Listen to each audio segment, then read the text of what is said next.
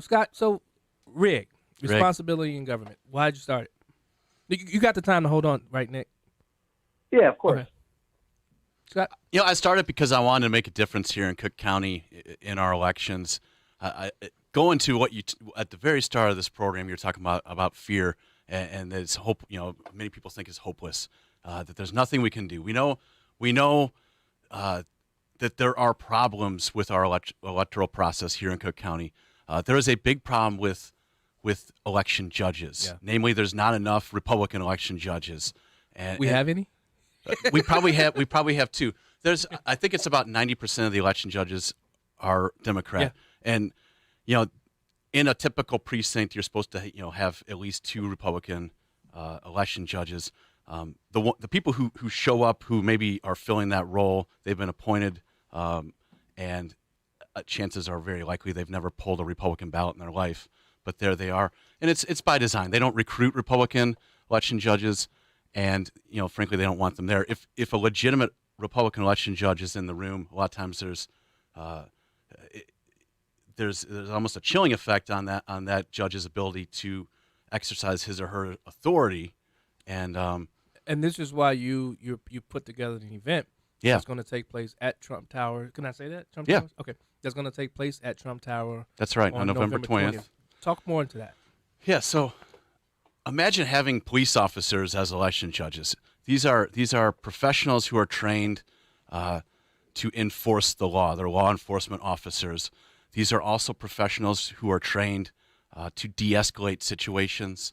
If you have a cop as an election judge in a room, and it doesn't have to be a Republican election judge. Right. I would trust a Democrat election judge who is a cop. Right. But if you have a cop who's an election judge, they're trained to be the eyes and ears in their ordinary practice, and they're going to be looking for malfeasance in the room.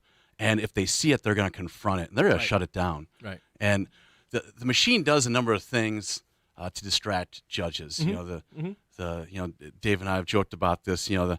They go tell hey, the coffee maker is out of coffee. Why don't you go refill the anything to get the judge away from his or her post. Yeah. Distract them. If you tell a cop to go get you coffee, it's not going to end up well for Pound you. I'm sand. pretty certain of. Yeah. So we put together an event. It's November 20th. It's at Trump Tower, and I want to talk more about it. But it's to train Chicago area police officers to become election judges, and it's we're working with the Chicago FOP, but we're working with many suburban departments and county sheriffs as well. It's really exciting. We have a lineup of speakers that are pretty incredible. Can you mention them? Absolutely. I'll save the big one for last. But we have Cook County Commissioner Sean Morrison is going to be a speaker. John, you're going to be a speaker. Yeah. John's going to actually be broadcasting this show live from the event, so that's pretty exciting. Mark Fargus, another AM 560 host, will be there. Nick on the line will be there because Nick is actually, and I don't want to take all the credit, responsibility in government. Venture. Right, responsibility in government kind of came up with the idea, but we are co-hosting with the Freedom Initiative now, and I really appreciate all of their support with this endeavor.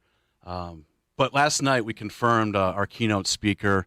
It's going to be Bernard Keurick, the 40th Police Commissioner of the City of New York, the Commissioner of Police on 9/11, and the guy who worked alongside with Mayor Giuliani to bring crime in New York down to historic lows. He's going to be a keynote speaker, and I think that's going to be a really exciting part of the event. Certainly a draw for our fellow law enforcement officers to come to the event. Yeah, it looks like we lost Dick, but Dick, call back. Well, that's good. In fact, I brought up on the other end of the dial, Urban Talk Radio. I talked about broken window policing, and how well it did. Yeah. And Danny Davis, who was in line to talk behind me after I hung up, said, Jim was right about that, and that's true because the small crimes, sweep them under the rug, and then bigger things occur, and before you know it, it's out of control. Yeah, right. That's true. And listen, I'm a former cop. I'm going to tell you that the broken window theory, it works. Right. It really works. And if you can minimize small crime, you can minimize the bigger elements of crime. And it's been proven over and over and over again. But some people call that part of the systemic racism in our judicial system. I don't.